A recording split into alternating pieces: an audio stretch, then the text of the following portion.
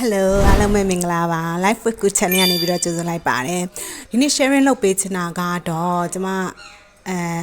body weight ဟိုပေါ့နော်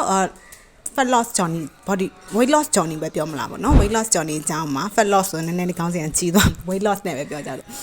weight loss journey အကြောင်းဆိုတော့တဲ့အဲ့တော့ကျွန်မအရင်တော့ဘယ်လောက်မို့လို့လဲဆိုတာပုံလေးလည်းရှင်းပြမယ်ပေါ့နော်အရင်တော့ကကျွန်မပေါင်ချိန်သည်190ပဲထားပါတော့168 190အထိကိုတက်ခဲ့ပါတယ်အခုလက်ရှိမှာတော့ကျွန်မဘယ်လောက်ကိုထိန်းထားနိုင်လဲဆိုရင်နောက်ဆုံးချိန်တော့135ပေါ့နော်135ပေါင်အထိကို weight loss ဖြစ်ခဲ့ပါတယ်ဘယ်လောက်တွင်းမှလဲဆိုတော့လေကျွန်မဒီလွန်ကျူးကြီးလဲအခုတစ်ခေါက်မှချခဲ့တာမဟုတ်ဘူး6လအတွင်းမှာပါပဲ6လအတွင်းမှာဆိုတော့ပြင်းပြတွက်မယ်ဆိုရင်တော့6လအတွင်းမှာပေါင်30ကျသွားတယ်ဆိုတော့သဘောပေါ့နော်ပေါင်30ဆိုတော့တစ်လကို9ပေါင်နှုန်းနဲ့ပဲရှော့ခဲ့တာပါအဲ့တော့တစ်ဖက်ကိုပြန်တစ်ပေါင်ကြော်လောက်ပါပဲเนาะအဲ့ထက်လည်းမပို့အဲ့ထက်ပိုရင်လည်းဒါ extreme weight loss ဖြစ်သွားတာဖြစ်တဲ့အတွက်ကျမရင်အတွက်လည်းမကောင်းပါဘူးပေါ့เนาะအဲ့တော့ကျမဒီနေ့ sharing လုပ်ပေးချင်တာကဒီ6လအတွင်းမှာခုန165ပဲထားပါတော့เนาะ168တွေပါတယ်ဆို weight loss ဒီ weight တွေပါနေဆို165ကနေပြီးတော့135အထိပေါင်30ကို6လအတွင်းဘယ်လို short ခဲ့လဲဆိုတာလေးကိုကျွန်မရဲ့ experience အရာ sharing လေးလုပ်ပေးချင်ပါတယ်အကျိုးရှိမယ်လို့လည်းထင်ပါတယ်ဆုံးထိလိုက်ကြည့်ပေးပါအောင်ရှင်အဲ့တော့စလိုက်ရအောင်เนาะပထမအဆုံးကြတော့ကျွန်မကဘာလဲဆိုတော့ခုနပြောသလို6လအတွင်းပေါင်30ဘယ်လိုချခဲ့လဲပေါ့เนาะ6လအတွင်းဆိုတော့ကျွန်မစခဲ့တာကတော့8လပိုင်း August လ2025နေပြီးတော့စခဲ့တယ်ဘာလို့စခဲ့လဲဘာလို့အဲ့ချိန်မှာစပြလဲဆိုအဲ့ချိန်မှာပဲ self awareness ရခဲ့လို့ပါ self awareness ဘာလို့ရလဲဆိုတော့အကြောင်းတစ်ခုကြောင်းပေါ့เนาะဒီအချိန်အားသွားတယ်ရသွားတဲ့အချိန်မှာကျွန်မကိုပြန် sensitive တဲ့အချိန်မှာတော်တော်လေးကိုစိုးနေပြီပေါင်190နီးပါဝါနေတဲ့သူဒီမျိုးသမီးတယောက်ကိုစဉ်းစားကြည့်ပေါ့เนาะမျက်နှာလည်းဖောအန်းနေတယ်လူရလည်းဝါနေတယ်အဲ့ဒါမှစပန့်ကောင်ဝင်ဝတ်လိုက်တယ်စပန့်ကောင်ဝင်လောက်ပဲကွာတော်တာရှိတော့တာပြောရမယ်ဆိုရင်ပေါ့နော်တော်ရတော့ရှိပါတယ်ဟိုကိုနဲ့ comfort ဖြစ်တဲ့စပန့်ကောင်ဝင်လောက်ပဲဝတ်ဖြစ်တာအကြီးမိုင်းကိုဖြစ်လို့ပေါ့နော်ဒီရွယ်မှာဒီလောက်ကြီးနဲ့အကြီးမိုင်းဖြစ်တာကအလားပါကြီးရထားတော့အလားပါကြီးရတဲ့ဆိုင်ဘာဖြစ်လာလဲဆိုကျမရဲ့ရှူတောင်းအရာလည်းညနေလောက်တာနဲ့ချွေထွက်တယ်ဂျန်ကုန်ရာသီဥတုပို့ဆိုတာပေါ့နော်ရာသီဥတုကအများတန်းပုံနေတဲ့အချိန်မှာကိုကနည်းနည်းလောက်တာနဲ့ချွေထွက်တယ်ဆိုအများတန်း portable fan လေးအများတန်းစောင်းနေရတယ်တခုလောက်တာနဲ့ချွေတော့ရက်တောင်အမြဲတမ်းသွားလေးရပါရတယ်အဲ့ဒါတချောင်းပေါ့နော်နောက်တစ်ခုကကြတော့ဗာလဲဆိုတော့ထိုင်ထားတယ်မှာကြားကြီးထိုင်လို့ရှိရင်လည်းသွေးကောင်းကောင်းမလျှောက်တော့ဘဲနဲ့6တွေကျင်လာတာဒူးနာတာဘာညာအဲ့လောက်ထိ weight ကတော့အဲ့လောက်ထိတော့မသိတာသေးဘူးပေါ့နော်ဒါအသက်အရွယ်ပိုင်းလည်းငယ်သေးလို့လည်းပါမယ်ကြီးလာရင်ပိုဆိုးလာမှာပေါ့နော်အဲ့တော့ဒါမဲ့လည်းခုနပြောလို့ထိုင်ထားမှလည်းခက်ခဲလာတာတွေတွေ့ရတယ်ထိုင်ပြီးရင်လည်းကိုယ်နဲ့ပြန်ထဖို့ERတွေဖြစ်နေတာတွေပေါ့နော်နူးနာလာဆိုတော့လည်းမနာဘူးဒါပေမဲ့ကြွက်သားတွေလှုပ်ရှားမှုတွေမကောင်းဘူးသွေးကြောတွေပိတ်သွားတဲ့သဘောပေါ့ထိုင်လိုက်တဲ့အချိန်မှာသွေးကောင်းကောင်းမလျှောက်တော့တာခံစားမိလာရတယ်အဲ့လိုမျိုးတွေဘာလို့နည်းနည်းလှုပ်လိုက်တာနဲ့ချွေးထွက်တယ်ပြီးရင်လေကားလေး3-4တက်လောက်တက်လိုက်ပြီးတစ်ထပ်နဲ့ထပ်လောက်တက်လိုက်ပြီးဆိုရင်ဟောဟဲလိုက်တယ်stamina ကျတယ်ပေါ့နော်ငေါမခံနိုင်ဘူးအဲ့လိုတွေဖြစ်လာတယ်ဆိုတော့အဲ့လိုဖြစ်တာတချောင်းပြီးတော့ခုနပြောမှန်ရှိမှာကိုယ့်ဘက်ကိုကြည့်လိုက်တဲ့အခါမှာလည်းတော်တော်လေးကိုပုံပြက်နေတာတွေ့ရတယ်ပေါ့နော်အဲ့ဒါတချောင်းကြောင့်မလို့ဒီမှာကိုယ့်ဘက်ကို self awareness ရတယ် self reflect ပြန်လုပ်ပြီးတော့ဒါ body ပိုင်းဆိုင်ရာပေါ့နော် self reflect ပြန်လုပ်ပြီးတော့ငါဝိတ်ချတော့မယ်ဆိုတာစပြီးတော့အတွေ့ရလာခဲ့တယ်ပေါ့နော်အဲ့မှာဝိတ်ချမယ်ဟုတ်ပြီဝိတ်ချမယ်ဆိုတော့ကျမဒီဝိတ်ချခဲ့တာဒီအခုမှ first time လားဆိုတော့မဟုတ်ပါဘူးလုံးဝမဟုတ်ပါဘူး first time မဟုတ်ပါဘူးဒီဟာနဲ့ဆိုရင်ပြောရမယ်ဆိုရင်4ချိန်လောက်တောင်ရှိပြီဒါပါဝင်4ချိန်လောက်တောင်ရှိခဲ့ပါပြီဘာလို့လဲဆိုတော့ကျမဒီအဲ့လိုပဲပိန်လိုက်ဖောင်းလိုက်ဖြစ်နေတာဒီပိန်လိုက်ဖောင်းလိုက်ဘယ်လောက်တောင်ဖြစ်လဲဆိုရင်အင်ကြီးတွေမှန်သမျှဒီစချုပ်ဆိုင်မှာဖြီလိုက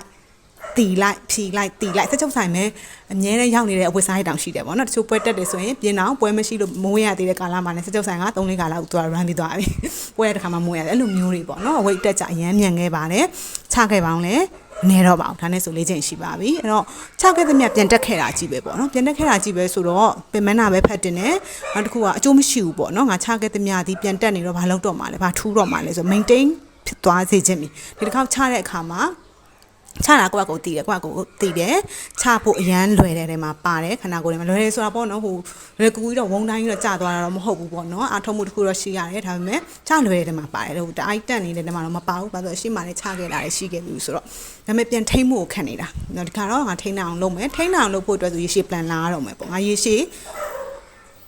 ဒီပုံစံတိုင်းပဲဒီ weight တိုင်းပဲထိန်းသွားနိုင်အောင်ရေရှည်အကျိုးရှိတာပဲလုပ်ရတော့မယ်။ဘာလို့လဲဆိုရေရှည် plan စဉ်းစားလဲဆိုရင်အရင်ကကြားခဲ့တာဒီဖြက်လန်းနည်းတွေကြည့်ပဲအကုန်လုံး။ဖြက်လန်းနည်းတွေရေတို့အတွက်ပဲလှဖို့ပါဖို့ဝတ်ဖို့စားဖို့လာပဲစဉ်းစားပြီးချခဲ့တာ။ကျမရဲ့အတွက်မဟုတ်ဘူးပေါ့နော်။အခုကကြာအသက်ပိုင်းခြားတစ်ခုလည်းရောက်လာပြီ။ တစ်ခုကဘာလဲဆိုရင်အလှပတက်ဆိုင်ကျမယူပူဦးစားပေးခြင်းလာပြီပေါ့နော်ငါတက်မှခြင်းနဲ့ကြန့်ခိုင်ခြင်းနဲ့ဖြက်လက်ခြင်းနဲ့ဒီလောက်ထားဦးစားပေးသွားပြီပေါ့နော်ငယ်တော့ချခဲ့တယ်စေကျော်သက်နော်20ကျော်ဘာညာလောက်ကချခဲ့တယ်အဲ့ဒါကတော့ပိန်ကျင်တာကလှပိုင်ရတက်ပဲဝစ်ချင်စားခြင်းနဲ့သူများရဲ့လို့ဒီ fashion လမ်းစားတွေဝစ်ချင်တာလောက်ပဲချခဲ့တာအခုကတော့ကျမရဲ့ဘက်ကိုရှူထောင်သွားပြီးတော့ချကျင်တာဖြစ်တဲ့အတွက်ကိုဒါကဘာလို့ပြောင်းလဲဆိုရင်ဒီကိုတာကကောမတူတော့တာလည်းပါတယ်ပေါ့နော်ဒီချကျင်တာဒီရေရှည် plan ကိုသွားကျင်တယ်နောက်တစ်ခုကကျမ်းမာဖြက်လက်ခြင်းနဲ့ဒါအောင်ပိုင်နေမဟုတ်တော့ဘူးကျမ်းမာကြန့်ခိုင်ခြင်းနဲ့ဆိုတာနဲ့ပတ်သက်ပြီးတော့ပဲရှိတဲ့နဲ့တက်လုံးရှိခြင်းနဲ့ပေါ့နော်ဒီရွယ်မှာရှိတဲ့တက်လုံးရှိခြင်းနဲ့ဆိုတော့စိတ်တက်နဲ့ချခဲ့တာဖြစ်တဲ့အတွက်အရင်တစ်ခေါက်တင်နေတော့မတူတော့ဘူးမတူတဲ့ခါမှာရလက်လည်းကွဲသွားတယ်ဒီတစ်ခေါက်ကလည်းလောက်ထိပိန်ခဲ့ဦးလားမပိန်ခဲ့ဘူးလားပေါ့130 140ရှိခဲ့ဘူးလားပေါ့ဒါပေမဲ့ဒီလိုကိုဖြက်လက်တန်တန်ဆန်းဆန်းဘယ်လိုပြောမလဲခဏရရှိပြီးတော့ကြံခဲ့တာမဟုတ်ဘူးပိန်သွားခဲ့တာတွေဒီလေအကုန်လုံးကဆုံးချုံကြပြီးပိန်သွားခဲ့တာတွေကြီးပဲအဲ့တော့ပထမဆုံးပြောရမယ်ဆိုရင်ဘလို့ဘာလို့ပိန်ခဲ့လဲဆိုဝါခဲ့ဘူးလို့ပိန်တာပေါ့နော်ဘာလို့ဝါလဲဆိုရင် stress ကို manage မလုပ်နိုင်လို့ဝါခဲ့တာပါကိုကခုမှပြန်သုံးသက်ကြည့်တာပေါ့နော်ဘာလို့ငါဝါခဲ့တာလဲဆိုရင်ကို stress တစ်ခုခုရှိလာမယ်ဥမာထားချက်စရာပဲဖြစ်ထားပါတော့ပေါ့ငငယ်တော့စမွဲဘာညာငါတခုလူမှုရေးကိစ္စလည်းပါတယ်ပေါ့ social problem ဘာညာအခု stress မှန်သမျှကိုအစားတောင်းနဲ့ဖြစ်ပြောက်ခဲ့လို့ဝါခဲ့တာစားတောက်က stress ကိုပြေလျှော့လာဆိုရောတာပေါ့ဒါကတော့အကုန်သိဆုံးပဲနော်စကူစားလိုက်စားရတယ်မှာကိုကြိုက်တာလေးစားလိုက်ကြိုက်တဲ့မှာအချိုလေးပါစားလိုက်အောင်အဲ့ဒါဆိုရင်ပို့တာ stress ရောတယ်ပို့ပြီးတော့ပျော်စီတယ်ပေါ့နော်ပျော်စီတဲ့ဥစ္စာကိုstress ကိုဖြေလျှော့နည်းကိုတခြားနည်းလမ်းမသုံးမနဲ့အစားတောက်နည်းလမ်းရွေးခဲ့တာဖြစ်တဲ့အတွက်အလွယ်ဆုံးပဲဥစ္စာတောက်ကြတယ်နော်စားတောက်နည်းလမ်းရွေးခဲ့တာဖြစ်တဲ့အတွက်ကိုဝါခဲ့ခြင်းဖြစ်ပါတယ်စားတောက်ကြိုက်တဲ့သူလည်းပါတာပေါ့နော်ခုဆိုခုတည်းဟိုလေးဖိုဆိုင်လေးသွားရင်ဖိုဆိုင်လေး food blogger ရရင်သွားခြင်းဆိုင်လေးရရင်သွားခြင်းဆိုခုတည်းတော့ရှိတော့မှာပဲစားတောက်ဖူဒီထဲမှာပါတယ်စားတောက်ကြိုက်တဲ့အလျောက် stress တစ်ခုရှိလာပြီဆိုရင်အဲ့စားတောက်နေပဲစားထုတ်ပြီးပျော်ရွှင်မှုယူခဲ့လို့ကိုကဝါခဲ့တာဒီစကြောတက်ကာလာ teenage အထီကိုဝါခဲ့တဲ့အခါမှာပထမဦးဆုံး weight loss journey first number 1ဆိုရင်ဗာပြောရမလဲဆိုရင် number 1ကတော့ဒီမှာတက္ကသိုလ်ရောက်တဲ့အချိန်မှာပေါ့တက္ကသိုလ်ရောက်လာပြီဆိုတော့သူများတွေလို့ပိန်ခြင်းနဲ့ဝတ်ချင်စားခြင်းတာပေါ့အဓိကတော့လှခြင်းနဲ့ဝတ်ချင်စားခြင်းနဲ့ K-pop fashion ပေါ်သူများစကတ်တူလေးတွေဟုတ်တယ်မလားကိုရီးယားစကတ်ဘာညာအကုန်လိုက်ဝတ်ချင်တာပေါ့ crop top ဘာညာအကုန်လိုက်ဝတ်ချင်တဲ့အခါမှာမဖြစ်လဲဆိုရင်ပိန်မို့လိုအပ်လာပြီငါကဒီအရွယ်မှာဒါမွေးရရင်ငါအသက်ကြီးသွားရင်ဝတ်လို့ရမှာမဟုတ်တော့ဘူးငါဒီအရွယ်မှာပိန်နေမှဒီမှာခက်ပေါ်ခဲ့တဲ့ဟာငါဝတ်နိုင်မှာဆိုပြီးတော့ပိန်ချင်ခဲ့တယ်ပိန်ချင်ခဲ့တော့ဘာလုပ်လဲဆိုတော့ဝတ်စားလျှော့တယ်နောက်တက်ကတို့စကန်ဘီလောက်မှာဝတ်စားလျှော့တဲ့အခါမှာဘာဖြစ်လဲဆိုတော့အဲ့တုန်းကထလန်နေလိုက်ခဲ့တာပေါ့ပိန်ပြီးရင်ပြီးရောဆိုတဲ့စိတ်နဲ့ပဲအဲ့ဒါဘာဖြစ်လဲဆိုရင်ကျမတို့ဒီ second MB ဖြစ်တဲ့အတွက်ကိုကျမတို့ဒီဟိုပါပေါ့နော်စာသင်နဲ့ဆိုင်ရာမှာလည်းဒီပညာရေးဘက်မှာလည်းဘာဖြစ်လာပြီလဲဆိုရင် anatomy အတွက်ကိုဒီပေါ့နော်ခွဲကဒီပေါ့အလောင်းတွေကိုခွဲရတယ်အနိကလေ့လာရတယ်အဲ့ပိုင်းတွေပါလာပြီဖြစ်တဲ့အတွက်ကို formula နဲ့နေခံနေရပြီ formula နဲ့နေခံနေရတဲ့အချိန်မှာပဲကိုကဖိုလင်းနဲ့ခံလို့စားတော့ပြက်နေတဲ့အချိန်မှာပဲကွာဝိချခြင်းတဲ့ဘက်ကိုဝိချပိန်လက်ပိန်ခြင်းနေပြီဆိုတော့တစ်ချက်ကုန်တစ်ချက်ပြက်ငါဒီချိန်မှာဘာမှမစားခြင်းမတော့ချန်တာနဲ့ငါပိန်ခြင်းတာနဲ့အတော်ပဲစားတော့ကိုအကုန်ဖြတ်ချပလိုက်မယ်စားခြင်းတော့ခြင်းတွေလည်းရှိမှမရှိရတော့ညှီတွေဘာတွေဘာမှမခံနိုင်တော့ဘူးပေါ့နော်အဲ့ဒီတော့အစားတော့ဖြတ်ချတဲ့နည်းနဲ့ပဲလုပ်မယ်စားလေတင်နေရပြီကို physio တွေဘာတွေမှာဆိုရင်လည်းငါတို့ဒီဟာကို energy ဒီ carbohydrate ကရတယ်ဒါတွေဘာညာအကုန် basic တင်နေရပြီအဲ့တော့အဲ့ energy သားမရခဲ့ဘူးဆိုရင်ခန္ဓာကိုယ်ထဲမှာရှိတဲ့ fat တွေကိုအသုံးပြုတော့မှာ fat တွေကို absorb လုပ်ပြီးတော့ခန္ဓာ energy ကိုထုတ်သုံးတော့မှာဆိုတာလည်းသိခဲ့တော့ငါဒီ energy ကိုကတ်ထောင်းလုပ်လိုက်မယ်ဖြတ်ချပလိုက်ရင်ငါခန္ဓာကိုယ်ရဲ့အဆီတွေကိုသူတို့ထုတ်သုံးမယ်ကြရင်ငါပိန်သွားမယ်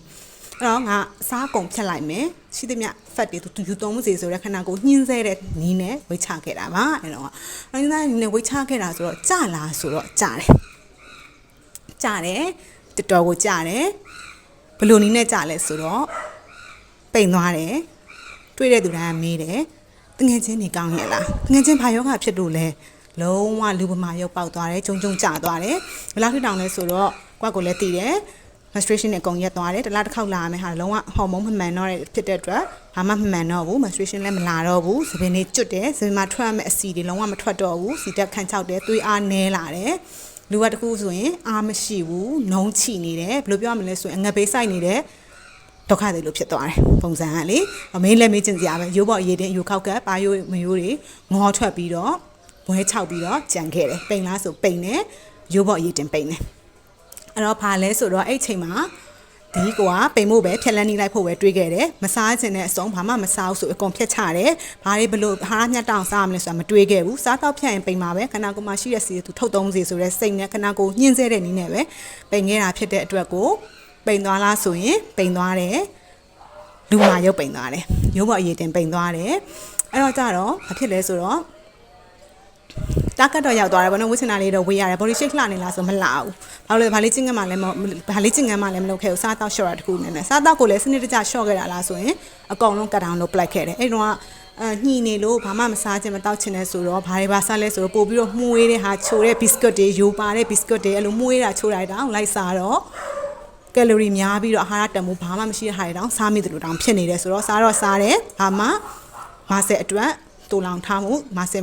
မဆုံးရှုံးမှုတော့ဘာမှ awareness ရှိမနေခဲ့ဘူးဆိုတော့ကြာသွားတဲ့ထဲမှာခုနပြောသလိုမဆဲတွေပါသွားတယ် fat က loss ဖြစ်တာမှန်တယ် fat loss နဲ့အတူဘာတွေပါ loss ဖြစ်သွားလဲဆိုရင်ခဏကိုကမဆဲတွေပါ loss ဖြစ်သွားတယ်အဲ့အတွက်ကိုလူဒီဘာမှမကြံတော့တဲ့သဘောအယိုးပေါ်အရေးတင်မဲ့ချုံချုံကြာယောဂတဲ့ပုံစံဖြစ်သွားတယ် metabolism တွေလည်းအကုန်ပြတ်တယ်ဘာဖြစ်သွားလဲဆိုရင် metabolic rate ပါနှေးသွားတယ်ဘာမှမလုပ်ချင်မကိုင်းချင်နှုံးချိယောဂတဲ့လို့ပေါ့နော်ထားပါတော့ယောဂတဲ့ဖြစ်သွားတယ်ပိန်တော့ပိန်နဲ့ဝိစင်နာဝေးရတယ်ဆိုဝေးရတယ်လှလာဆိုလုံးဝမလှဘူးယိုးပေါ်အရေးတင်တယ်လူတိုင်းကလူပမာလို့ပဲထင်တယ်ယောဂတဲ့ဖြစ်သွားတယ်လို့ပဲထင်တယ်ပေါ့နော်အဲ့တော့အဲ့ဒါဖြက်လန်းနီ metabolic rate ပါနှေးသွားတာဒီလုံးဝကြောက်စရာအကောင်းဆုံးနံပါတ်2က muscle ပါ loss ဖြစ်သွားတာဒီလုံးဝကြောက်စရာအကောင်းဆုံးအဲ့တော့ဘာဖြစ်လဲဆိုတော့ခံလားဆိုဘယ်ခံမလဲနော်ဘယ်ခံမလဲဆိုတော့ကိုကခုနပြောညှိနှက်မခံတာပါနာခဏပေါ့နောက်ကျင်သားရသွားတဲ့အချိန်တန်းနေကြီးသွားတဲ့အချိန်တရံပြီးပတ်ဝန်းပတ်တူရောက်သွားတဲ့အချိန်ဒါလေးကတားကျသွားပြီအဲ့အချိန်မှာငါတို့ကလည်းကိုကလည်းစောင့်စည်းထားတာညားနေပြီဟိုကလေးဆိုရင်မစားလိုက်ဒီလေးဆိုစားတော့လေကွာပါလေအချိုးတွေကိုကအလေးချင်းလုပ်ပြီးစားလာခဲ့တာမှုေးတာလေးချင်းလုပ်ပြီးစားလာခဲ့တာဆိုတော့စားတော့လေအချိုးတွေစားတဲ့ခါမှာလည်းငါဟိုတုန်းကညှိလို့ဆိုလို့မစားချင်တယ်ဒါပေမဲ့အခုစားရင်သွားပြီဆိုတော့နှစ်စားသုံးစားတွေစားမိတယ်ထိန်ကိုမရှိစားမိတယ်စားရတယ်မှာအချိုးတွေအစိမ့်နဲ့ကိုအကြိုက်တွေလည်းပါတယ်လေးချင်းလုပ်ခဲ့တာတွေလည်းပါတယ်ပေါ့နော်အဲ့ဒါတွေနဲ့စားမိသွားတော့ပြန်သွားတဲ့အချိန်မှာ metabolic rate ကလည်းနှင်းနေတဲ့အချိန်တကူစားရတဲ့ fat ဖြစ်တူလောင်ပြီခဏကိုကသူ starvation mode ကိုဝင်ဘူးတယ်သူဒီခဏကိုငတ်ခံဘူးတယ်ဆိုတဲ့စိတ်နဲ့တကူဆိုအစီစုဖို့ပဲသူကစူးစမ်းတော့တာခဏကိုကလည်းသူ့ကိုညှင်းဆဲထားတာဖြစ်တဲ့အတွက်ငါသူ့တော့နောက်တစ်ခါအငတ်မထားတော့ဘူးဆိုတဲ့စိတ်နဲ့ဒါကတော့သူ့ရဲ့ဖြစ်စဉ်အရာသူလုပ်ပေးတာပေါ့နော်သူကတော့ဘာမှသိမှာမဟုတ်ငတ်နေတယ်ပဲသိမှာပေါ့နော်ဖြတ်တာလေးစောင်းတာလေးလှကျင်တာသိမှာမဟုတ်အဲ့တော့ဘာလုပ်လဲဆိုအစီတွေခဏကိုကလည်းသူလုပ်တယ်အစီကိုပဲဦးစားပေးစုတော့တယ် fat နေနဲ့စုတော့တယ်ဒါမှသူနောက်တစ်ခါ starvation mode ရောက်ရင်ငါသူ့ကိုအစီတွေပေးနိုင်မှာဆိုတဲ့စိတ်နဲ့ metabolic rate နှေးသွားတယ်ပထမတစ်ချက်ကနော်အကုန် weight တွေဝုံကျသွားဖြစ်တဲ့အတွက်ရိုးပေါ်ရည်တင်ဖြစ်တဲ့ metabolic rate နံပါတ်1ချက်နှေးတယ်နံပါတ်2ချက်ကစားသမျှကို fat နေနဲ့ပဲစုတော့တယ် fat နေနဲ့ပဲစုတော့တယ်ဆိုတော့လူကလည်း mentally ရမှာဖြစ်လဲဆိုပိုစားမိတယ်နော်ခဏကိုရခဏပြောသလို metabolic rate နေတယ် fat နေနဲ့စားသမျှအကုန်ပေါင်းစုတယ်လူရလဲစားခြင်းစိတ်က mentally ရဇူးပိုစားမိတယ်ရှောင်ခဲ့တာဖြတ်ခဲ့တာငတ်ခဲ့တာများလာပြီဟုတ်တော့စားမိတယ်ပြီးတော့အချိုတွေပိုစားမိတယ်အဲ့ချက်ကြောင့် rebound effect လို့ခေါ်တယ်ဝုံပြန်တက်သွားတယ်ပြန်ဝလာတယ်140 150အသာလေးရောက်သွားတယ်အဲ့တော့ရောက်သွားတဲ့အချိန်နောက်တစ်ခုကကြာဘာလုပ်လဲဆိုတော့ဟုတ်ပြီငါတို့ကအဲ့လိုတော့ရှိတယ်150လောက်ရောက်သွားရင် self awareness ကပြန်ညံ့ရသွားငါတိုင်းဝနေပြီငါနေလို့မကောင်းတော့အဲ့လိုမျိုးဆိုရင်တော့ပြန်ကို short ကျင်တယ်ပေါ့နော်အဲ့လောက်အများဆုံးအခုဒီတစ်ခေါက်ကအများဆုံးပဲ190 168ဆိုထား190နဲ့ပဲပြောမယ်အဲ့လောက်ကအများဆုံးတက်ဖူးတာပဲအဲ့တော့150လောက်ထိမှရင်ကို awareness တွေပြန်ရပြီးတော့ငါပိန်ချင်လာပြီငါနေလို့မကောင်းတော့ပိန်မယ်ပို့ပါနေချင်တယ်ဆိုတဲ့စိတ်နဲ့ပြန်လျှော့မိတယ်ပြန်လျှော့မိတော့ခါလို့လေဒီခါတော့ gym ဆော့မယ်ငယ်တော့လည်းမတူတော့တန်းနေလဲပြီးအလုပ်တွေလည်းလုပ်နေပြီဆိုတော့ဒီခါအလုပ်ကပြန် gym ဝင်ဆော့မယ် gym ဆော့ခြင်းအဲ့ဒါကြဘာ mindset တစ်ခုဝင်လဲဆိုတော့အဲ့တုန်းကလည်းအာဟာရတန်ဖိုးတွေဘာညာဘယ်လိုစားရင်ဘယ်လို effect တွေဘယ်လိုရတယ်ဆိုတာဘာမှknowledge မရှိခဲ့ဘူးပေါ့နော်နေလည်းမလေ့လာခဲ့ဘူး gym ဆော့မယ် target ဒီဘာလဲဆိုရင်စားချင်တာစားဖို့ gym ဆော့မယ်